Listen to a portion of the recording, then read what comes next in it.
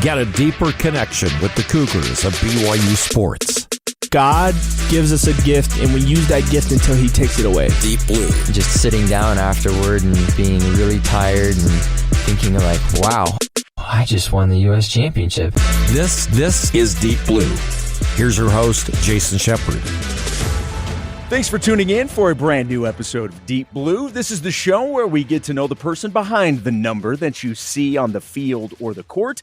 These are the true stories of BYU athletes from their own mouths. And my guest today is Setema Gali. Setema, how are you today? Jason, I'm doing fantastic. Thank you for having me. Grateful and honored to be here. Well, it is a pleasure to have you on the program. And I am old enough to remember your playing career. I covered the tail end of your playing career at BYU.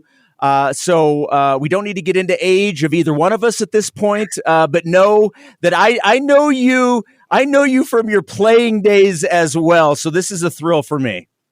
Well, thank you so much. Yeah, we'll keep age off the table, but it's grateful. I'm grateful to be here, and just thank you for having me. Looking forward to it.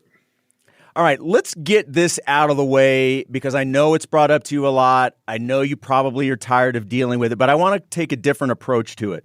Yes, you look like The Rock. There's no question about it. I'm sure there it is. And here's the problem. This is obviously an audio podcast, so nobody can see exactly what you did, but you did the eyebrow raise that The Rock does. And I know you get approached by that. Oh, you look just like, are you The Rock? That kind of stuff. My question for you is not that. My question for you is, have you met The Rock? Have you ever had an opportunity to meet him? I never have met him. I met his stunt double, Tanawai Reed, who's his cousin. I met him in the gym here in Las Vegas. And as soon as I seen him, I was like, I knew who he was. Of course, Polynesians, you see each other, you're like, hey, what's up? We took a picture together. And we talked for maybe 30 seconds, just kind of caught up, but never met The Rock before. That's it. Honestly, it is uncanny. And we're not just talking about facial features. We're talking about body type. Yeah. We're talking about it all. It really is funny how much you do look like him. But that's not why we had you on this show. I get it 10, 20 times a day. And when I travel, I mean, everyone at the airport, we just played some football games for my 12-year-old son in Florida. So we're playing teams from Staten Island, New York, Washington. And after the game, you go shake hands, and every kid is like, they're just like, The Rock, Dwayne. I mean, we're playing football, and that's all they can talk about. The referees on every field, they come up and, they want to make a joke about how big I am. It's TSA. One guy's like, how'd you get those guns in here? I'm like, you shouldn't be joking about this kind of stuff. So it's nonstop. Please don't say that in an airport. Yeah, I've taken a lot of pictures with people. The first thing I say is like, I'm not him. And they'll say, hey, we know, but we just want to get a picture anyway.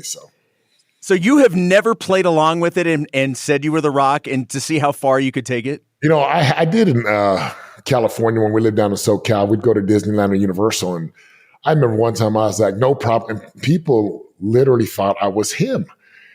And I finally had to stop them and say, look, I'm not him. They're like, yes, you are. I'm like, I promise. They're like, you are him. I said, I don't have the tats. They're covered up. I'm like, I promise I'm not him. Or even on airplanes, guys, they'll talk to me like I'm like The Rock is going to fly first class. I'm like, I promise. They're like, oh, I love your movies.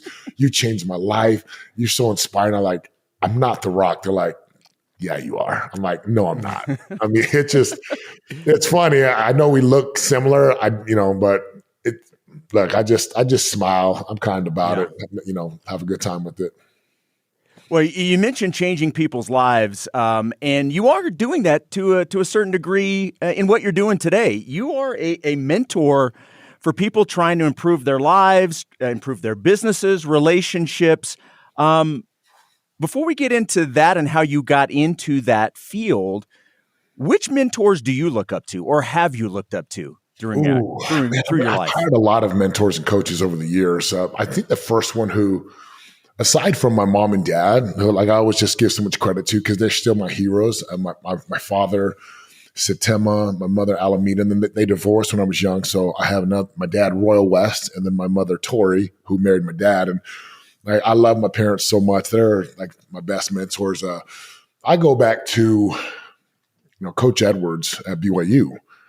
Like, I know this is, the deep blue, but he was such a wise man, like incredibly wise, understanding. He really understood how a 19, 20, 21-year-old kid, the challenges he would go through. So he was huge for me. Bill Belichick, even though I was there in New England just for a short period of time, I mean, they're football coaches, but they really, underneath all the hardness and all the football, they cared. They really, really cared about you. And, those are two of some of my favorite mentors.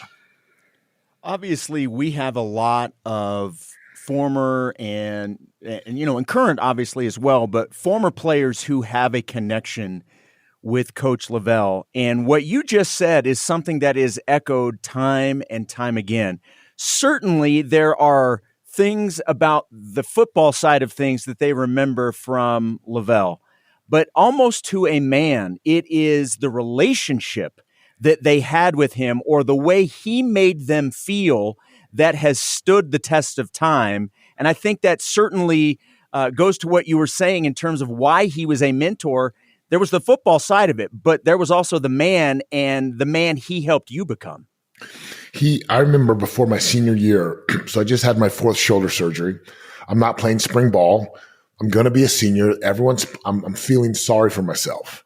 Right? I'm not practicing. I'm not doing anything. You got Ryan Denny, Brett Key, so you got these underclassmen coming up. And I'm just feeling sorry for myself. So I walk into his office and I say, "Coach, can I talk to you?" And I was just going through something. I was really depressed about some things. You're not playing. You feel like everyone else is getting ahead. And I said, "Coach, I don't know if I can play my senior year. I don't know if I should just sit the year out, or I don't know if there's a way I can take a break." And, he's sitting there and his chair's back. It's so funny. Like he's back like this, his arms folded. And then he's like, "Setema, that's not an option for you. You're going to be one of our captains. You're one of our leaders. And I know you're going through something right now." I mean, he just was so certain with me. And he looks at me, he's like, "You're going to be one of our captains." I'm like, "I am." He's like, "You're one of our senior leaders and you'll be fine. Just keep moving, keep working." And it wasn't much that he said, but I was very depressed at the time. I was very discouraged. And it was amazing that just the few words that he said to me, I mean, I came back as a poster boy. Obviously, Kalani, who's the head coach now, he was a captain as well. We're a good friend, very close friends. He's like my brother. But I was grateful for that moment in time where he didn't let me quit. He didn't let me talk my way out of finishing that senior year, graduating on time. And of course, just the way he carried himself for all of the players, like he never went too high and he never got low. He was, steady Eddie.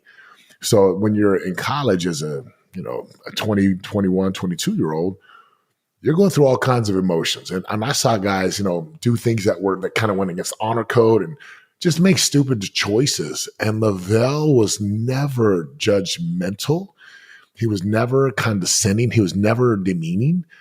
He was just this steady lighthouse, this steady rock. So I'm just so grateful for him and his example. It's interesting that you bring up Kalani because, with Lavelle, that was a certain period of time. That was a different generation of BYU football players and fans. But now you hear very similar things from the players about Kalani. How similar are those two men? I think Kalani really gets the mission of BYU football. Yes, we're there to win. Yes, we're there to win conference titles, get guys ready for the NFL, prepare them for life. But man, Kalani is so much like Lavelle. Like he's a player's coach. He's very personable. And look, when I was at BYU, there was no cussing. Like this, it was. So when I got to New England, like imagine me, I was like in shock because every other word is like the F-bomb. I was like, whoa, BYU, Lavelle, that didn't fly. And it's the same with Kalani right now, right? They put God first.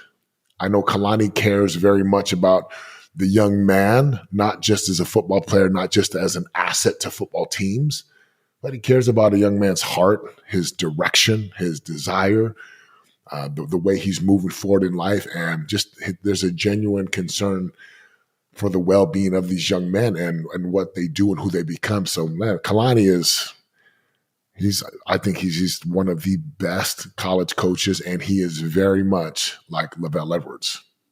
You have a remarkable story, and look, we talked about you being a mentor. You're life coaching. You're a motivational speaker.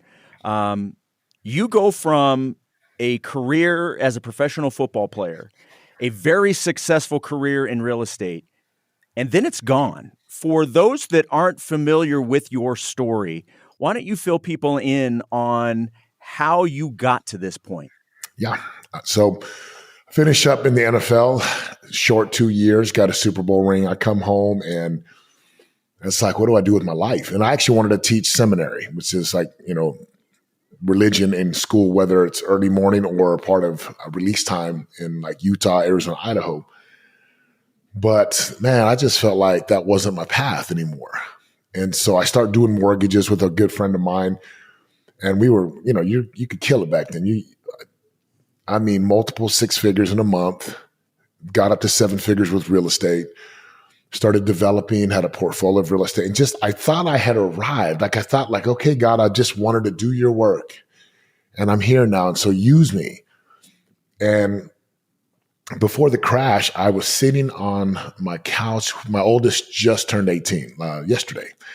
And he was a baby at the time. So he's just born, brand new on my chest. And I'm sitting in this 6,000 square foot home. I've got $400,000 worth of vehicles in my garage. And I'm married. Again, why do I need a 6,000 square foot home? I had no idea what I was doing with my money back then. I just was making a lot of it. And I remember sitting there very empty, very unfulfilled. And I had the thought that said, Setema, you know that this is not your path. You know, like there's way more to your life and your fulfillment and your purpose and your mission than just pushing mortgages, real estate, and making money. And I knew that. So I started to get into speaking, coaching, mentoring, seminars. And at the time when that 2008 collapse happened, we got just blasted. I lost my offices, my leases, my cars, my homes, my properties. I was so shell-shocked.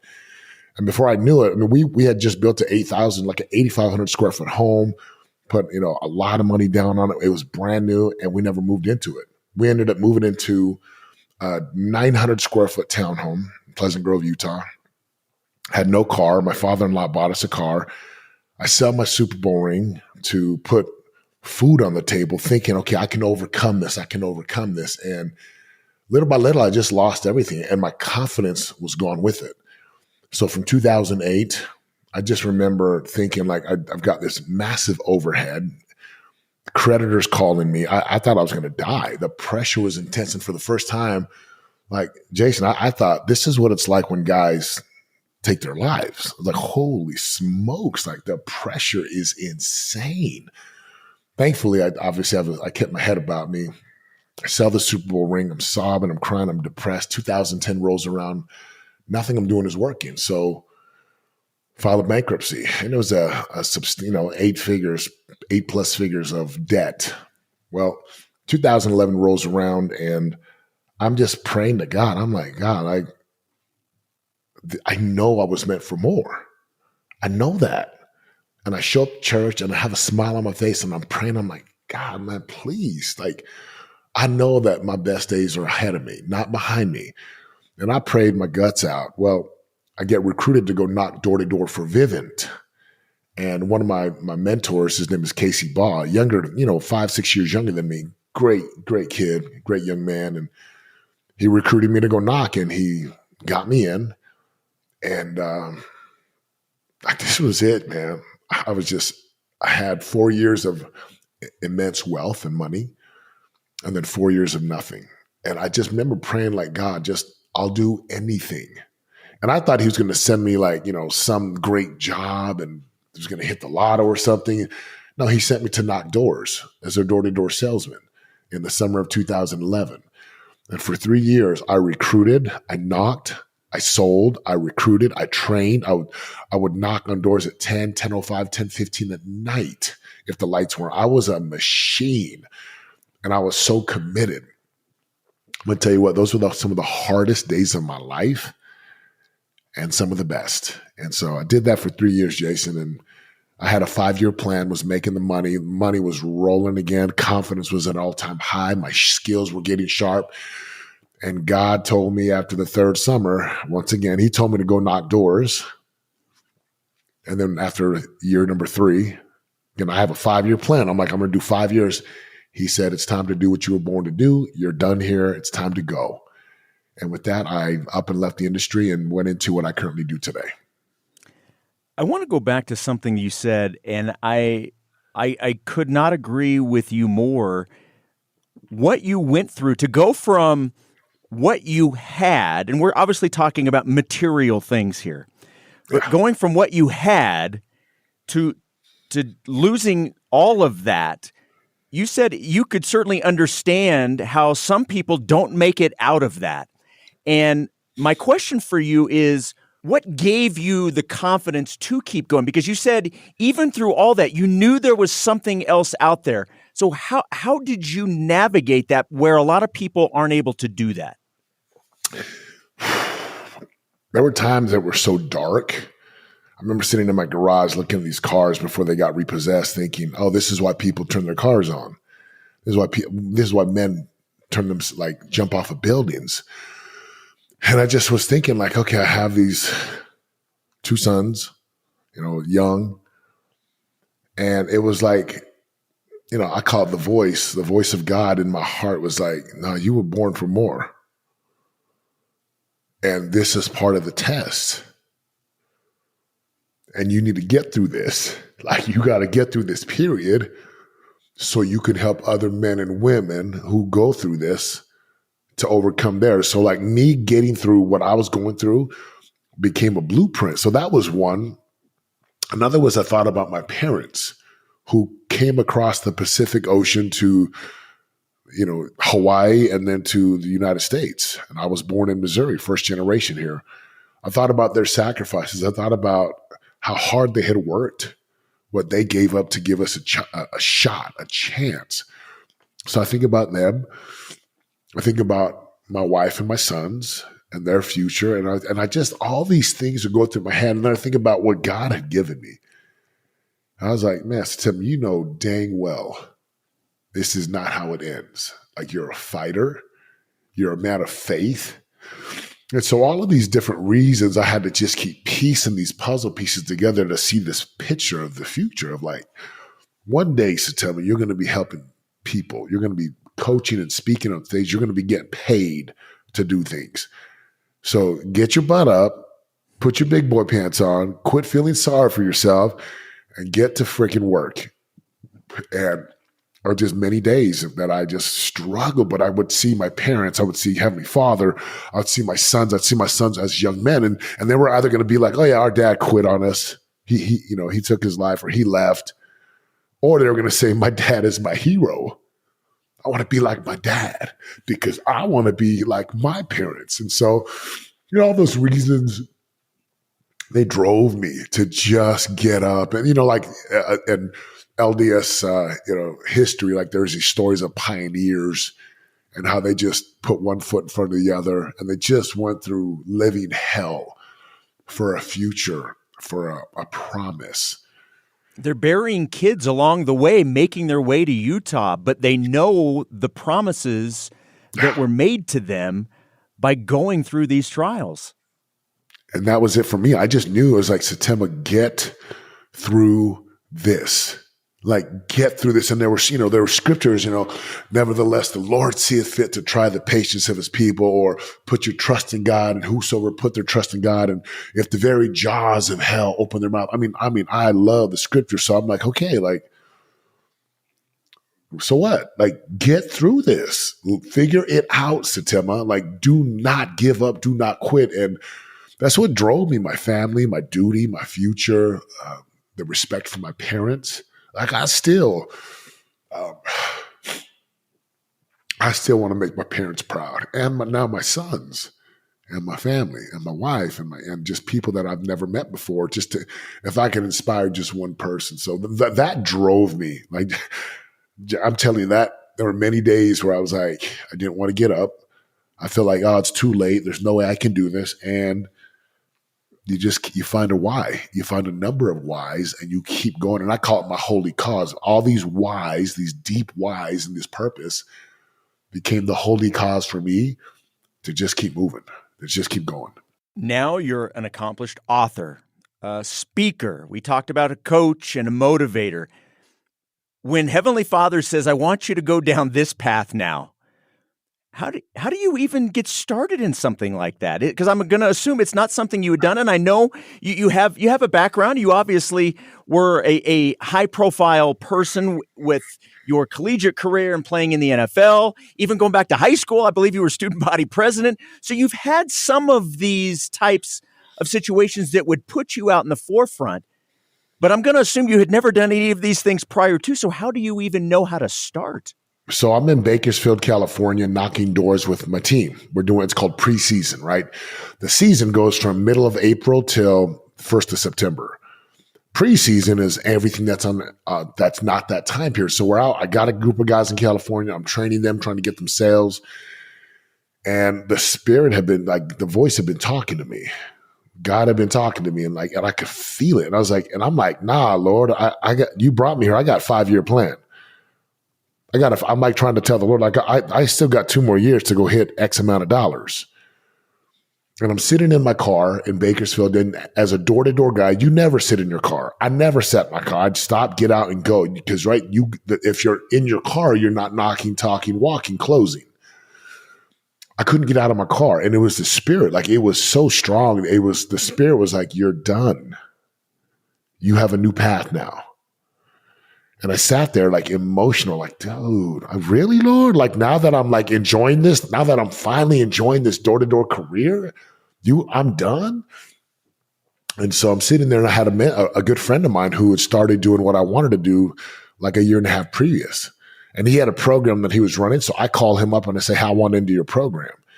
And that was October of 2013. Within 3 months, I had spent about $80,000 on 3 different coaches. So I didn't just figure it out on my own. I went and hired mentors and coaches. I went and hired 3 mentors / coaches to help me do what I wanted to do, which is what I do today, how to get clients, how to make a difference, how to build a mastermind. I've got a podcast that's got over 600 episodes. I've got some books. I have another book that I'm working on, and I get paid to speak on stages. Everything that I do today, I can go back to that one moment in time where God said, you're done. I listened. I had to go make an investment. And these coaches and mentors set me up. And I always have coaches and mentors. So to answer your question, I invested in myself by hiring these different mentors and coaches. And believe me, it's scary. My wife is like, hey, where's the money in the account? I'm like, oh, I hired so-and-so and so-and-so and so. So I wasn't that great of a communicator back then. She's like, we talked about it. You didn't say. I was like, well, I did it. The money's gone, so we better work. I'm like, Lord, please help me. And please let this work out. And I did. And thankfully, I just remember I didn't make any money for about 8 months. And our savings is dropping. And I remember getting some clients in May and June of 2014, and then it just took off. It never stopped. I made that money back within a few months in the middle of 2014, and then it just kept going. And then we, again, felt the voice again. I picked up my family. I moved them to Southern California to a little place called Ladera Ranch. Again, I feel like God's always been speaking to me. And Ladera, again, was another opportunity to be in a different environment, get out of Utah. And I'm telling you, that's one of my biggest things is just listen to the voice. Really listen to when God speaks to you, whether you call him God or the universe, the Holy Ghost, the Holy Spirit. Every one of us has a chance to hear that, to feel that. And when I listen, I win. When I don't, I lose. Would it be fair to say, while it is different, it's the same in terms of maybe the adrenaline rush playing football and the adrenaline rush you get in speaking to people? It's amazing because when I'm behind stage and there's a crowd, let's say there's 6,000 people out there, the music, the smoke is packed. I'm back there doing my push-ups, I'm stretching, I'm warming up because when I'm on stage, I move. I'm like this dancer, performer, entertainer. And it's incredible because as a football player, you impact people's state. You give them an experience of like they're cheering, they're young, they're crying, they're mad. As a speaker on a stage, you're changing somebody's personal state. You're giving them an experience of what they can see with their mind's eye, what they can hear, not just with their ears, but with their heart, and what they can feel with their heart, soul, and spirit. And I approach that the same way. So it is awesome to be in huge conferences. I was just at there was a Trump rally here, and my friend Tulsi Gabbard's like, I want you to help me organize this. I want you to be on the stage, open it up, and be one of our speakers. So I'm here on a stage with President Trump and Tulsi Gabbard and Charlie Kirk, and I open the whole thing up, and people are like, dude, how did you get on that stage? And it's an amazing feeling to go change lives. What a remarkable story, and it's there's not an end to it yet. The story is still writing itself, which is just absolutely fantastic. We've talked a lot about football. How about we talk a little bit more BYU football when we come back? We will take a quick break. My guest is Setema Gali, and we will have more with him after this. This is the Deep Blue Podcast on BYU Radio. Hey, Cougar fans, Jason Shepard here to talk about one of our other great BYU Radio podcasts, Big Stories. It's a show about amazing stories from Big 12 schools and beyond. Host Cleon Wall traveled to places like Tempe, Lawrence, Orlando, and other cities to find real-life tales from BYU's opponents, like Baylor grad Jimmy Durrell, who moved back to an impoverished Waco neighborhood to help those who couldn't help themselves. Cleon has plenty of stories just like that through the football and basketball seasons. Don't miss out. Find Big Stories on YouTube, Apple Podcasts, or wherever you listen to your podcasts.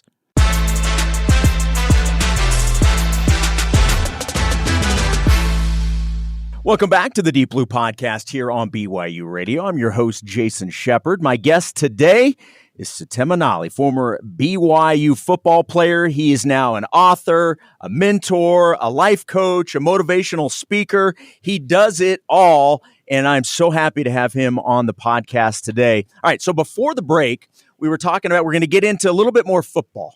But I mentioned that you were a student body president, so were you always kind of like the popular guy? Was it because of football? Was that just your personality? What was the situation? I'll tell you what changed my life was seminary. I had no confidence. 7th and 8th grade, I couldn't look a girl in the eyes. I didn't look people in the eyes. My folks were divorced. We were living with my mom at the time. You know, we bounced back and forth with my dad and mom, but there was 5 of the kids living with my mom in a 2-bedroom apartment in Provo, Utah. 300 East, 300 North, right? There's these Apollo apartments, and I'll never forget, I just had no confidence. I didn't really know who I was. I was just kind of, floating around. And I moved up to with my dad, and I went to Orem Junior High and walked into seminary. Brother Craig Osler was a seminary teacher. That man changed my world. He asked me a question about Book of Mormon, and the rest was history. I started studying the gospel. I started praying, and I built a testimony. I became just unshakable, unstoppable. And of course, when something good happens in your life, I just began to love people. So I guess you could say I was one of the more popular kids in high school, and I love people. So I'd talk to everybody. We had a school, 10th, 11th, 12th grade, 2,400 kids, graduating class of 800 plus. And I knew most of the people. I still see people today, and I'm like, I can say their name, which is an amazing thing. And I'm telling you, I love people. I still love people. Just a gift that God has given me. And I love big, as my wife says. I'll meet people, and I'll take them in, and I'll tell people I love them, and I mean it. That's a gift. So that's really been the source that, choosing to follow Christ and loving the gospel and becoming a person who loves is what made the difference for me in my life early on. Was football always a part of your life growing up? It was. I played flag football, I think 4th and 5th grade. We just never played a lot of sports. We didn't have the money. Parents were always working. And I wasn't that great of an athlete. In fact, I sucked in 7th and 8th grade. I was not a good football player. I hated football. But by ninth grade, I grew. I hit this growth spurt, and I started to kind of figure out like, oh, I'm pretty good at this game. So ninth grade, I write down in my journal, I'm going to get a scholarship to BYU. I'm going to be all state, all conference, all American, all at whatever. I'm going. But that was the same time that I discovered prayer and scriptures and the gospel and God and like just this unshakable faith. And all of a sudden, like I start lifting weights, I put weight on, and football became like I mean, like my wife's birthday and my son's birthday is this month and our anniversary. And my 15-year-old, who's a monster, he's 6'3", 330, like he is a beast, like big kid. And he's like, oh, I'm not going to train today because it's Zion's birthday. And I look at him, I'm like, it don't matter if it's a birthday. It don't matter if it's a funeral. Like you never miss. Like you got to get that through your head, son. We do not miss training if you want to go get a scholarship. So that's what my mind and world was like back then. Like football took over, and I just knew like my parents aren't going to pay for college. So this is my ticket. This is it. You mentioned that you wrote down that you wanted to get to BYU. Was it always BYU? Why was BYU the place for you? Because my dad would take me to games. We could never take all the kids, but he would always take one of us, and he would rotate. And he had a motorcycle, so we'd pull up. I remember watching games with Detmer, Covey, Bosco, and I was just a young kid. And man, my dad,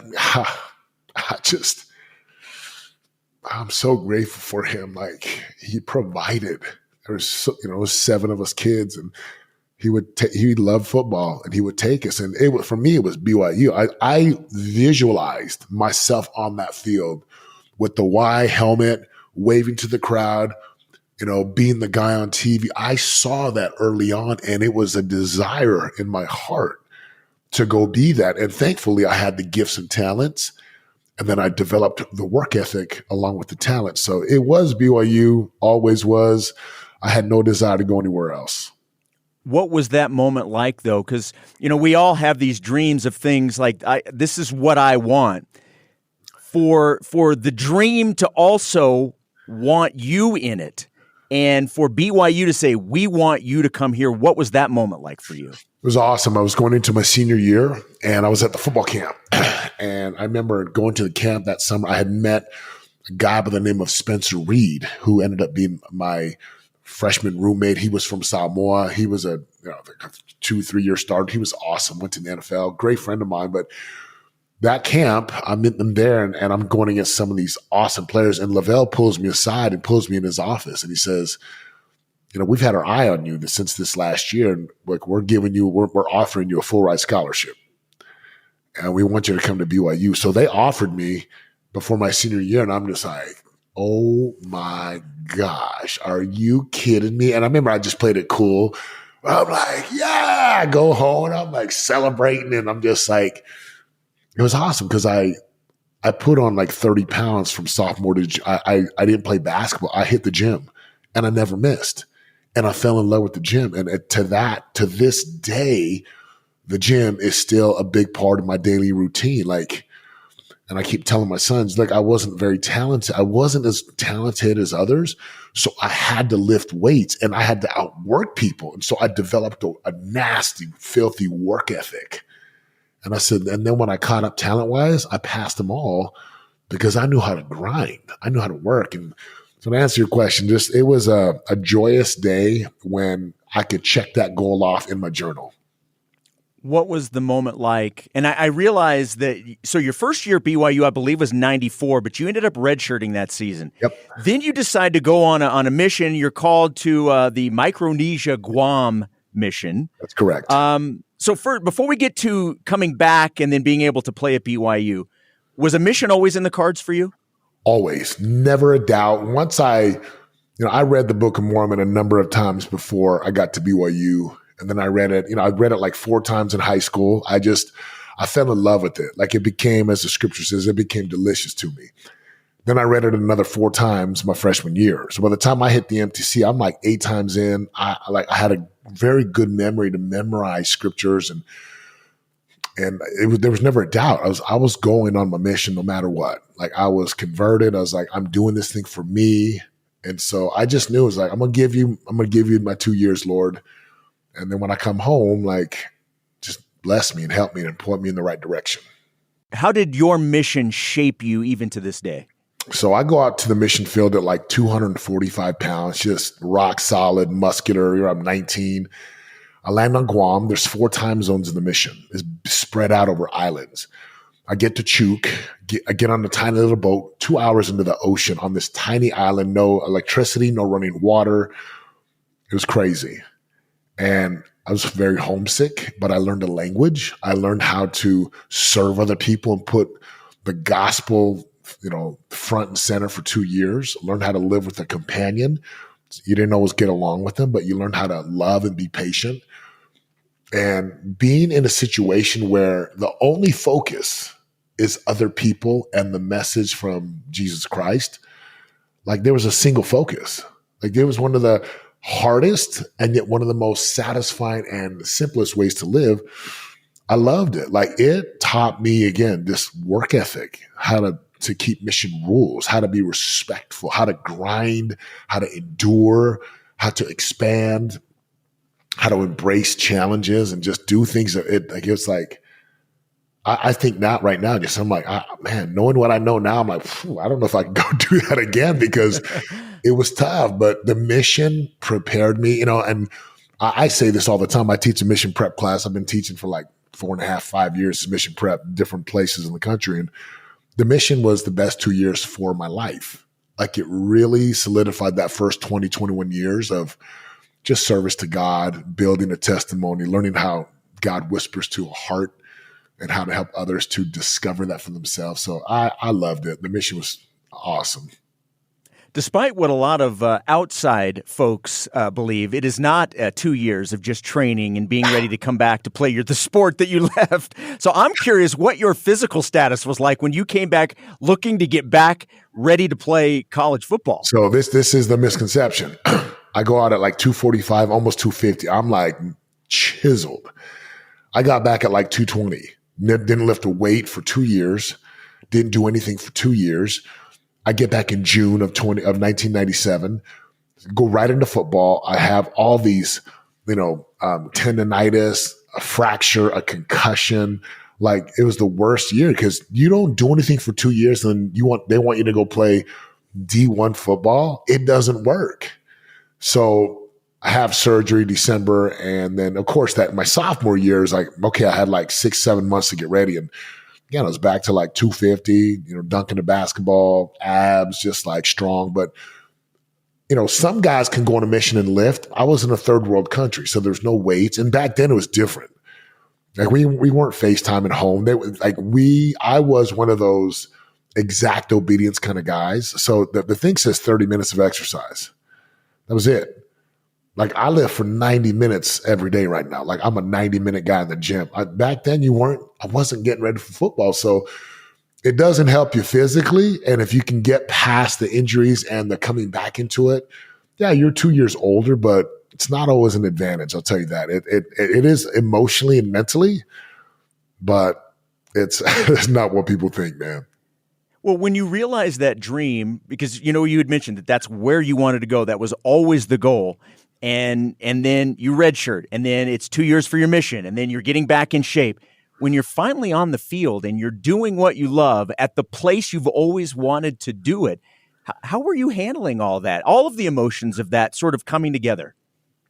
Well, I'm going to tell you straight up, my freshman year back, I didn't want to play. I was like, what does this have to do with blessing the lives of other people? Like, I struggled that fall camp, because I'm like, I just went from a mission to now, like, kick his, beat him and this. And I'm like, what are we doing? And like, what does this have to do with, bringing other souls to Christ? So Heavenly Father knew who I needed. So I'm in the training room. Chad Lewis, he was with the Eagles at the time. He had just finished. He comes back, and Chad's my boy. I look up to this guy, and Chad's like, man, Setema, what do you want? Chad, what do you want to do? I'm like, I want to change lives. And he looks at me in the training room, and he says, then you better win and kick butt on the field. I was like, I thought it was going to be like, you can do something. He goes, no, if you're not on the poster and you're not a starter and you're not the best, nobody listens to you. So if you want people to listen to you and you want to influence people, you better be the dang best player on the field. You got that? And that was all I needed to hear. I was like, yes, football's a vehicle. I owe God and my parents and people, I better go be my best. All that matters is football. And that changed my whole world. And so now I'm living the dream, right? I'm eating, I'm lifting, I'm hanging out, I'm doing work, I'm dating, I'm with Polynesians. I'm just like, my BYU experience was awesome. Once I figured out it's a means to an end, like this is the vehicle God's given you, use your talents and gifts and shine and multiply everything you got. Man, I loved my time at BYU. It was like 10 of 10, man, 10 out of 10. I do want to ask you, before we wrap things up, about Lavelle's last game and the last miracle for Lavelle at the University of Utah. I know we all have a big smile when we think about that one for sure. And maybe that's the answer. But is there a football moment or a game specific or a play that stands out to you before we get to that? Lavelle's miracle, that last miracle, like we were ahead most of the game. And I mean, just as a rival game would happen. They fight back. They take the lead. We now have the ball. It's like 4th and 8 or something. And I'm like, this cannot be like, and I mean, I'm like, man, if there's any football gods out there, like we need some help right now. And I believe though, I'm a believing kind of guy. Like I really believe in miracles. So Hans Olsen's like, it's over. And I'm like, it's not over, dude. We're going to win this. And of course, Doman down the sideline to Pittman. Down the sideline of Pittman again.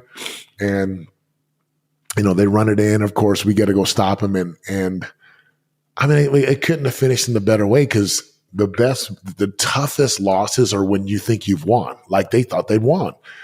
Mm-hmm. Like even like this last year when BYU was up there, when they think they have won the game and then you come back and win. And, me and Kalani, we're captains, we're boys, we're like afterwards, we're crying, we're dancing, we're hugging. It's just like, yeah, this year was hard, but thank you for letting Lavelle, thank you that we were able to deliver him a victory for his very last game. Last question, and let's bring it to the present. BYU football now in a P4 conference. It's something that this athletic administration and all of the fans and athletes involved have wanted for a very long time. And now with BYU in the Big 12, what do you make of where the program is and where it's heading right now? It is in the best spot it could be. Kalani is the right man, the best man for the job. There's a lot of people who were complaining. They were saying like, oh, he's too soft and he's too this. And I know Kalani, and yes, we are there to help guys get ready to go to the NFL and to get ready for life and to get ready to be husbands and fathers and contributors in society. But BYU is not your normal university. So I love where the program is. I love the culture that they are building, that he has built. I'm so grateful to know him, call him brother. We usually text during the season, we text after every game. And I'll text him, like, dude, we did. And he'll text back, within 24 hours. And I love where the program is. And, for the fans, it's like, you got to understand that there is no better candidate. There is no better coach right now for BYU than Kalani Sitake. Like he's been prepared to do this thing. He attracts all the right players, the guys with the right values that BYU wants. And I'm just so proud. Like I have a BYU hat that Jack DeMooney gave me, 3-4 years ago. I wear that on the sidelines of my 12U football games. So I still rep BYU, very proud of BYU, very honored to be a Cougar alumni. I'm so proud of my boy, my brother Kalani, Coach Sitake and what he's done for the program and for all the young men that got to come and be molded and shaped. And I know how I feel for Lavelle. I know that's how these guys feel for Coach Sitake. Could not have said it better. All right, Setema, before we wrap things up, you'd mentioned you got a book, you've got your own podcast. Where can people get more about you and your story? Yeah, so if you go to just my website, Setema Gali, SETEMAGALI.com, You can follow me on my socials on Instagram or Facebook or X. And then again, we're launching a whole bunch of new things here in January, but I love what I'm called to do. I love it. Like coaching football, especially in college, even high school, is a calling. The amount of hours that you pour into that job, and that your wife knows she's going to be a single mom for most of the year, it's a calling. Well, to do what I do is a calling as well. So I feel very called to liberate, to help people unleash potential, and to unlock all their God-given talents and gifts inside of them so they can go live their purpose. And, one of the phrases I love is like really fulfill the measure of why they were created on this planet. So check me out on my site. My podcast is called Game Changer with Setema Gali, Spotify, iTunes, and any of the platforms that's available. And I just thank you for having me. Thank you for the questions. It was fun to go down memory lane and just to reminisce and revisit some of those great memories that shaped and forged my life and who I am today. Well, you are certainly an inspiration, to say the very least. This has been a pleasure for me to have you on. Like I said, I remember from your playing days and always looked up to you for what you did, and certainly with what you're doing now. And we found out we both have Independence, Missouri roots, so we're connected that way as well. So I appreciate you doing this. Continued success with everything you're doing. You are such a great representative of your family. Certainly a BYU, and I can't thank you enough for doing this. Thank you. Thank you, Jason. All right. Thank you once again to my guest, Setema Gali. My name is Jason Shepard. Josh Bergstrom and Ben Hall produced this episode. Deep Blue's senior producer is Cleon Wall. You can download and subscribe to Deep Blue on all podcast platforms or find all episodes on the BYU Radio app. Deep Blue is a production of BYU Radio.